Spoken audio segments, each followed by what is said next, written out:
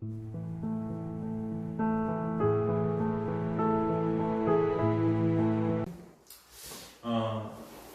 오늘 우리가 같이 읽은 말씀을 통해서 우리는 슬픔에서 축복으로 라는 제목으로 같이 말씀을 나누려고 합니다.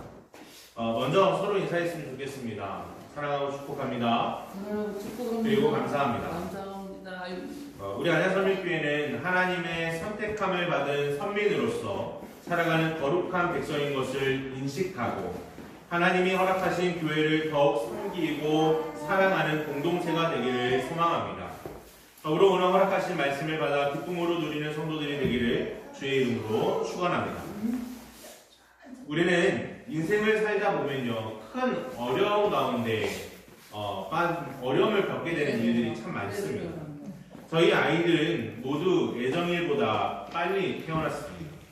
그래서 네 아이 모두 인큐베이터에 들어가게 되었습니다. 특별히 둘째인 준이는 우리에게 큰 슬픔이었습니다. 아이가 빨리 태어나기도 하였지만 아직 미성숙한 부분이 많아서 무호흡증을 겪으며 아이를 보내야 되나 하는 이런 두려움에 빠지기도 하였습니다. 한 번은 아이가 호전이 되어 이제 집으로 돌아가도 된다는 기쁜 소식을 듣고 찾아갔습니다. 우리의 마음도 너무나도 기뻤죠. 그런데 아이를 데리고 올 바로 그 전날 밤에 아이가 다시 무호흡증이 왔고 다시 데려오는 것을 포기하고 돌아와야만 했습니다. 그런데 지금 생각해보면 아이를 만약 우리가 데리고 왔는데 무호흡증이 찾아왔다면 저는요 너무나도 무기력하게 아이를 하나님께로 돌려보냈어야 했을 것입니다. 그러나 그 전날에 무호흡증이 와서 아이를 살릴 수 있었던 것입니다. 이러한 슬픔의 시간이 50일이 넘어 거의 2달이 돼서야 우리 둘째를 집으로 데려올 수 있었습니다. 이러한 슬픔의 시간이 다 지나고 나니 지금은 너무나도 건강하고 평화를 이겨먹는 아이로 커서 정말 너무나도 큰 소리로 노래도 부르고요. 정말 요즘에는 흥얼거리는 게 취미인 것 같아요. 너무나도 아름다운 아이로 커가고 있습니다. 그래서 저희를 보면 사람들이 하는 소리가 있습니다. 뭐냐면 작게 나서 크게 키우는 재주가 있는 집이라고 얘기를 해요. 분명 우리는 큰 아픔이 있었습니다. 그 아픔 때문에 다시 아이를 가지는 것조차도 두려웠습니다. 그러나 또다시 아이를 가지게 되었고 그 결과 이제는 저는 내 아이의 아버지가 되었습니다. 그리고 이제는 큰 어려움이 지나고 나니 작은 어려움에 대한 태도가 바뀌기 시작했습니다. 작은 것에 슬퍼하지 않게 되었습니다. 이는 시련에 대한 면역이 생겨서 그런 것이 아니고요. 이 모든 것을 인도하신 하나님에 대한 신뢰가 생겼기 때문입니다. 어떤 상황 속에서도 지금까지 인도하신 하나님께서 또다시 승리하게 하실 그 신뢰, 이 신뢰가 우리 안에 다시 있기 때문에 다시 시련 앞에 내가 놓여진다 할지라도 무너지지 아니하고 다시 일어날 수 있는 것은 하나님께서 우리 가운데 함께 하실 것이라는 분명한 신뢰가 우리 안에 있기 때문입니다. 이와 같이 하나님을 향한 신뢰로 다시 일어난 한 사건이 있습니다. 바로 오늘 본문의 에브라임의 이야기입니다. 본문의 에브라임의 자손들은요 가드의 원주민들에게 죽임을 당하였다라고 얘기합니다. 그것도 한 명을 죽은 것이 아니고요. 거의 다 모든 아들들이 다 죽었다라고 얘기합니다. 그 이유는 가드 사람의 짐승을 빼앗고자 그 아들들이 내려갔고 결국 그들은 다 죽음을 맞이했다라고 얘기합니다. 우리 아이를 보낼 뻔하였지만 그 슬픔보다 더 큰 슬픔은 모든 아들들을 다 잃어버린 거였죠. 에브라임의 슬픔은 모든 아들들을 다 잃어버린 것입니다. 그래서 에브라임은 여러 날 슬퍼하였다라고 얘기합니다. 그의 형제가 찾아와서 위로한데 정말로 위로가 됐겠습니다. 아들들을 다 잃어버린 것은 절망적이었고 처절한 좌절이었을 것입니다. 모든 것을 잃은 그 어떤 것도 모든 것을 잃었기 때문에 그 어떤 것도 그를 위로할 수가 없었을 것입니다. 그렇기에 나중에 그는 다시 아내와 동침하여 아들을 낳았는데 그 아들의 이름을 부리아라 이름을 지었습니다. 이 부리아라는 이름의 뜻은 뭐냐면요, 그 집이 재앙을 받았다라는 뜻입니다. 자신의 자녀를, 자신의 아들을 내 집은 재앙을 받았다라고 이야기할 만큼 지금 에브라임의 마음은요, 심각하게 상처 입었고 심각하게 무너져 있다는 것을 알게 됩니다. 분명히 지금 에브라임은요, 마음속에 모든 것이 깨어져서 저주스럽고 절망적이고 슬픔이 가득 차 있는 상황이라고 스스로 고백하고 있는 것입니다. 이 모든 저주와 이 절망 속에서 하나님은요, 에브라임의 자녀들을 통하여 다시 축복의 자리로 나아가게 하신 것입니다. 과연 오늘 이 부분을 생각하면서 어떤 축복일까? 라고 생각할 때 그의 자녀 가운데, 이 부리아의 자손들 가운데 눈의 아들 여호수아가 등장합니다. 이 눈의 아들 여호수아는 바로 모세의 후임이었고 민족의 지도자였으며 하나님 앞에 온전히 세워졌던 한 사람이었죠. 이토록 절망적인 에브라임이 그의 자손들 가운데 눈의 아들 여호수아가 태어나게 되는 놀라운 축복을 경험할 수 있게 되었다는 것입니다. 모든 저주와 절망에서 어떻게 이러한 축복으로 변화될 수 있었을까? 라는 이 질문이 저를 사로잡았습니다. 그리고 저에게 이 질문이 계속 남았어요. 그래서 이 오늘 본문을 읽고 또 읽으며 많은 묵상을 하게 되었습니다. 바라기로는 오늘 말씀을 같이 나누면서 절망과 좌절 속에서 다시 하나님을 향한 소망을 발견하는 놀라운 축복이 있기를 주의 이름으로 축원합니다. 우리는 이 슬픔에서 축복으로 변화되는 것에 있어서 첫 번째로 에브라임의 인정, 곧 부리아라는 내용을 확인하려고 합니다.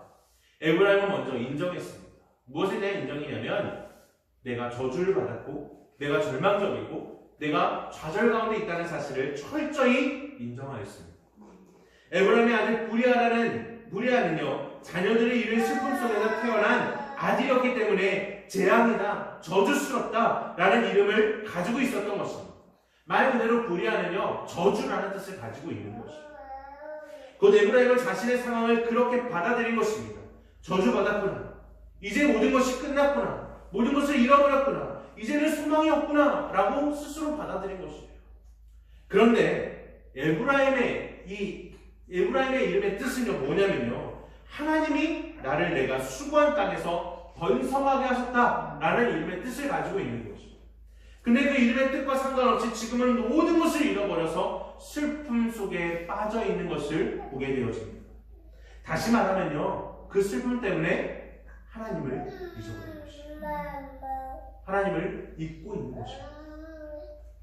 그러나 부리아 이후에 한 여자아이를 낳게 되거든요. 그 여자의 이름은 뭐냐면 세라입니다. 세라. 영어로 따지면 세라라고 부를 수 있는 사람인데, 이 세라가 이제 태어나게 됩니다. 근데 이 세라라는 이름의 뜻이 뭐냐면요, 혈연관계라는 뜻을 가지고 있어요. 혈연관계. 이 혈연관계라는 뜻이 무엇일까라고 되게 많은 고민을 했어요. 도대체 이 혈연관계라는 뜻이 뭐냐? 무엇을 뜻하고 있는 것인가? 라고 생각할 때에 에브라임의 이 이름의 뜻에 답이 있었습니다. 뭐냐면 부리아 때문에 절망하고 슬퍼했던 에브라임이요, 다시 하나님을 찾기 시작합니다. 다시 내 자녀의 이름을 혈연관계라고 고백하는 것은 내 이름의 뜻이 이 아이를 통하여 회복될 것에 대한 기대와 소망을 가지게 된 것입니다. 다시 하나님을 붙잡게 된 것이에요. 다시 하나님에 대한 소망을 꿈꾸게 된 것입니다. 다시 얘기해서 내가 수고한 땅에서 번성하게 되었다라는 이 이름의 뜻을 이 세레야 자신의 딸에게 부여했다는 것을 알게 되죠. 사실 이 에브라임의 이름의 뜻은요, 창세기 41장 51절에서 등장을 합니다. 52절에서 등장을 합니다. 즉 요셉이 애굽으로 끌려가서 모든 소망을 잃어버리고 그저 그 노예에서 더 심각하게 빠지게 되죠.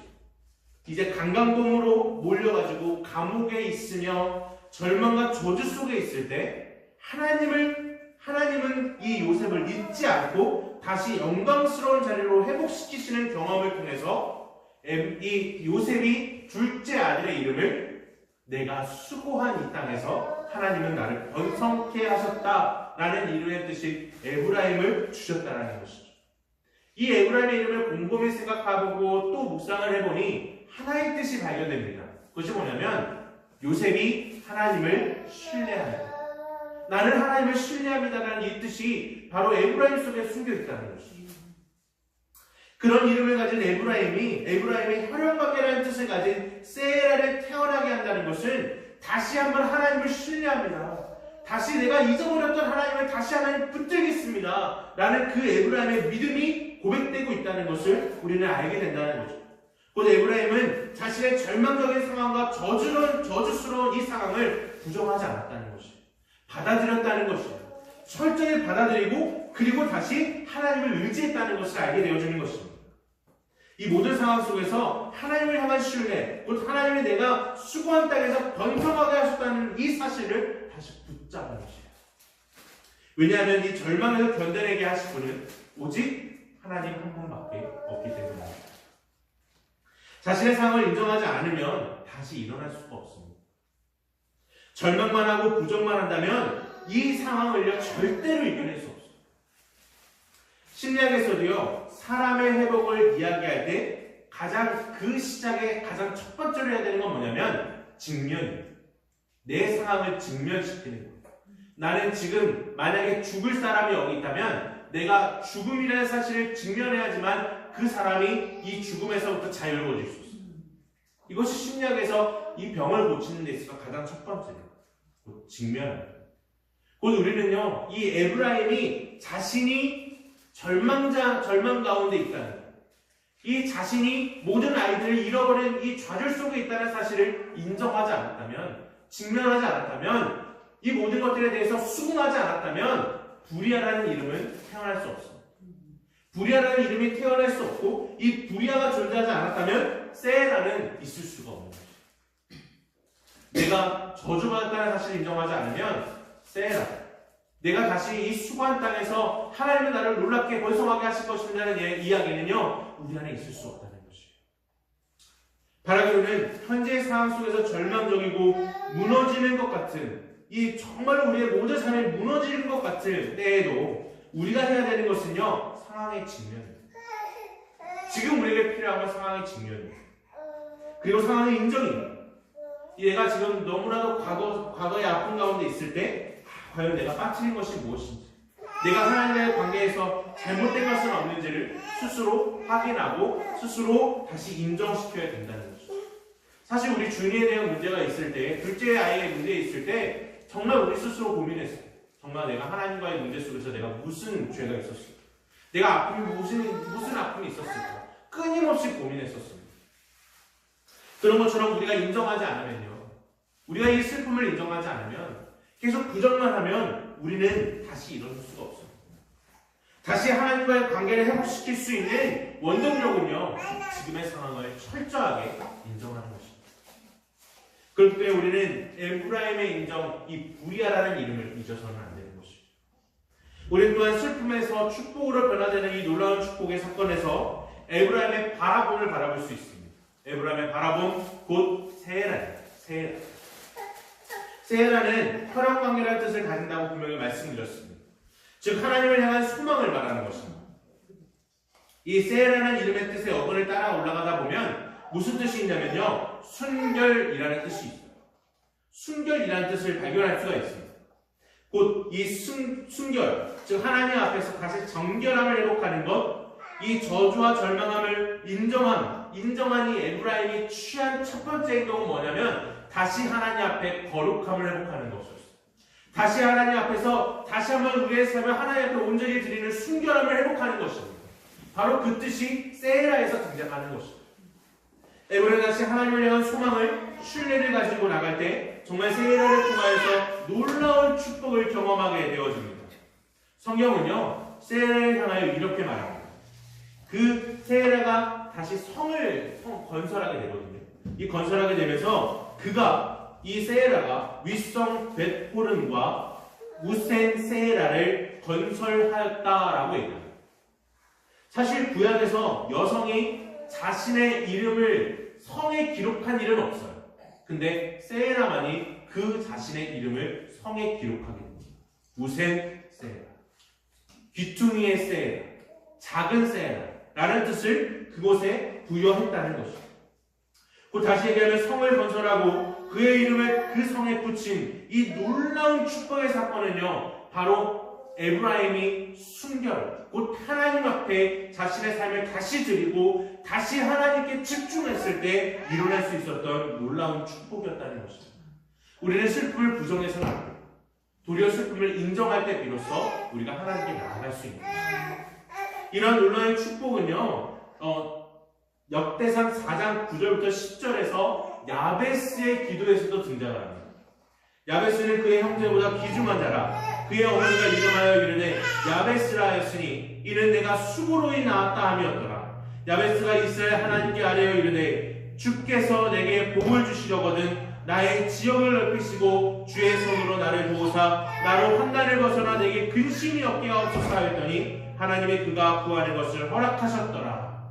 곧 내가 수고로이 낳았다는 그 이름의 뜻 야베스는요, 하나님을 향한 기대, 곧 다윗 언약을 붙잡고 나갈 때 진정한 하나님 나라의 확장의 기쁨을 누릴 수 있었다는 것입니다. 두 번째로 열왕기상 19장 18절에서 이렇게 얘기합니다. 그러나 내가 이스라엘 가운데 7,000명을 남기느니 다 바알에게 무릎 꿇지 아니하고 다 바알에게 입맞추지 아니한 자니라 라고 하나님께서 말씀합니다. 이 말씀은요, 엘리야가 아합과 아세라 곧 바알을 섬기는 것 때문에 죽음 가운데 있는 위협 속에 있을 때, 모든 것이 다 포기되는 것 같을 때, 그의 모든 삶이 무너진 것 같을 때 하나님께서 말씀하신 내용입니다. 걱정하지 마라. 걱정하지 마라. 아직도 바알에게 무릎 꿇지 아니한 7,000명이 남아있다라고 얘기하고 있다는 것입니다. 곧 이 엘리야가 절대적인 슬픔 가운데 빠져있고 나는 이제 더 이상 못합니다라는 것을 고백할 때 비로소 하나님이 말씀하신 것, 걱정하지 마라. 7,000명이 아직 남아있다는 것입니다. 또한 계시록 3장 4절에서는 다음과 같은 얘기를 합니다. 그러나 사대의 그 옷을 더럽히지 아니한 자 곧 몇 명이 내게 있어 흰옷을 입고 나와 함께 다니리니 그들은 합당한 자인 영구라 라고 말씀합니다. 이 사대 교회는요, 살았다 하는 이름을 있으나 실제로는 죽은 교회예요. 하나님을 바라보는 교회라는 이름을 가지고 있지만 실상 아무런 하나님에 대한 기대와 소망을 가지지 못했던 교회인 것입니다. 그러나 이 사대 교회를 향하여 말씀할 때에도 아직 순결한 자가 남아있다고 말씀하고 있습니다. 우리는 하나님께서 우리 가운데 여전히 소망함을 주는 놀라운 축복이 있다는 사실을 기억해야 됩니다. 그러나 우리가 해야 되는 건 뭐냐면 우리 가운데 다시 순결함으로 나가야 돼요. 에브라임이 절망 가운데 빠졌을 때 세라라는 이름, 내 혈안관계라는 이름, 오직 하나님 앞에 다시 소망을 두는 이 순결함이 회복될 때 비로소 내가 수고로운 이 땅에서 번성함을 누리는 축복을 경험할 수 있었다는 것입니다. 현재 우리의 영적 기상도는요, 분명히 흐립니다. 우리나라의 영적 기상도는 분명히 흐려요. 교회는 무너져 가고요, 청년들은 교회를 떠나가요. 기성의 목사님들은 비리와 범죄들에 대한 이 뉴스들이 드러날 때마다 우리는 절망하고 슬퍼합니다. 이러한 절망과 저주스러운 상황에서 우리는 다시 하나님을 바라봐야 합니다. 우리가 해야 되는 건 다시 하나님 앞에 순결을 회복하는 것입니다. 하나님을 향한 순결을 회복할 때 하나님은 우리를 절대로 외면하지 않으신다는 사실을 우리는 기억해야 됩니다. 오늘 우리는 이런 시점에서 언더우드 선교사의 영성을 우리는 다시 회복해야 됩니다. 언더우드 선교사의 영성을 우리는 다시 한번 되뇌이면서 우리 마음속에 깊이 새겨야 됩니다. 언더우드 선교사의 영성은요, 그의 기도문을 읽어보면 그 영성을 확인할 수가 있습니다. 그의 기도문이 다음과 같습니다. 주여, 지금은 아무것도 보이지 않습니다. 주님, 메마르고 가난한 땅, 나무 한 그루 시원하게 자라 오르지 못하고 있는 땅에 저희들을 옮겨와 심으셨습니다. 그 넓고 넓은 태평양을 어떻게 건너왔는지 그 사실이 기적적입니다. 주께서 붙잡아 뚝 떨어뜨려 놓으신 듯한 이곳, 지금은 아무것도 보이지 않습니다. 보이는 곳은 고집스럽게 얼룩진 어둠뿐입니다. 어둠과 가난과 인습에 묶여있는 조선 사람뿐입니다. 그들은 왜 묶여있는지도 고통이라는 것도 모르고 있습니다. 고통인 줄 모르는 자에게 고통을 벗겨주겠다고 하면 의심부터 하고 화부터 냅니다. 조선 사람들의 속셈이 보이지 않습니다. 이 나라 조정의 내심도 보이지 않습니다. 가마를 타고 다니는 여자들은 영영 볼 기회가 없으면 어쩌나 합니다. 조선의 마음이 보이지 않습니다. 그리고 저희가 해야 할 일도 보이지 않습니다. 그러나 주님 순종하겠습니다. 겸손하게 순종할 때 주께서 일을 시작하시고 그 하시는 일을 우리들의 영적인 눈이 볼 수 있는 날이 있을 줄 믿습니다. 믿으는 바라는 것들의 실상이요 보지 않는 것들의 증거니라고 하신 말씀을 따라 조선의 믿음의 앞날을 볼 수 있게 될 것을 믿습니다. 지금 우리는 황무지 위에 맨 속으로 서 있는 것 같사오나 지금은 우리가 서양 계신 양기자라고 손가락질 받고 있사오나 저희들이 우리의 영혼과 하나인 것을 깨닫고 하늘나라의 한 백성 한 자녀임을 알고 눈물로 기뻐할 날이 있음을 믿나이다. 지금은 예배당도 없고 학교도 없고 경계가 의심과 멸시의 천대함에 가득한 곳이지만 머지않아 이곳이 은총의 땅이 되리라는 것을 믿습니다. 아멘. 이것이 언더우드 선교사의 기도문입니다. 오늘 우리가 행복해야 될 것은요, 이 언더우드 선교사의 영성이에요. 무너진 것 같고 아무것도 보이지 않고 선한 것이 보이지 않고 모든 것이 다 희미해져 보이는 것 같을지라도 우리가 행복해야 되는 건 하나님 앞에서의 순결입니다. 하나님을 붙드는 것이고 하나님을 다시 신뢰하는 것입니다. 이것이 우리 가운데 행복되어질 때 하나님의 일하심을 볼 것입니다. 언더우드 선교사의 영성이 시작되는 그 시점에서 우리는 지금의 한국교회를 볼 수 있지 않습니다. 지금의 한국교회의 놀라운 발전을 볼 수 있지 않습니다. 아무것도 없는 그 상황에서 하나님을 향한 신뢰와 하나님을 향한 이 순결을 회복할 때 하나님은 놀랍게 역사하셨음을 우리는 기억해야 되는 것입니다. 우리 또한 슬픔에서 축복으로 바뀌는 놀라운 축복의 사건을 세 번째로 에브라임의 자손 눈의 아들 여호수아 곧 회복이라는 단어로 우리 같이 나누어 보려고 합니다. 바로 그 에브라임의 이 믿음의 회복의 역사가 일어날 때 재앙이라는 구례를 통하여 여호수아 즉 여호와는 구원이시다 라고 고백되어지는 모세 이후에 민족의 지도자인 이 여호수아가 태어나게 됐다는 것을 우리는 기억해야 될 것입니다. 우리가 절망 앞에서 좌절 앞에서 하나님을 향한 소망과 신뢰를 내려놓지 않을 때 그 순결함을 회복할 때 우리는 여호수아 곧 여호와는 구원이시다를 보게 되는 것입니다. 지금 우리의 영성은 바닥을 치고 우리의 삶은 끊임없이 곤두박질 치는 듯 할지라도 우리는 다시 하나님을 바라봐야 되고 다시 하나님을 신뢰해야 됩니다. 현재 대한민국 경제는요 마이너스 성장률입니다. 성장률이 0.2%. 마이너스 0.2%. 자연스럽게 청년들의 실업은요 좀처럼 나아질 기미가 보이지 않습니다. 아이들에게는 희망이 보이지 않습니다. 그러나 우리가 지금 해야 되는 것은요 하나님을 향한 소망과 신뢰이며 기도의 회복. 우리가 다시 하나님 바라볼 때, 우리가 다시 순결을 회복할 때, 우리가 다시 하나님을 신뢰하며 기도할 때 하나님은요 우리에게 다시 허락해 주실 것입니다.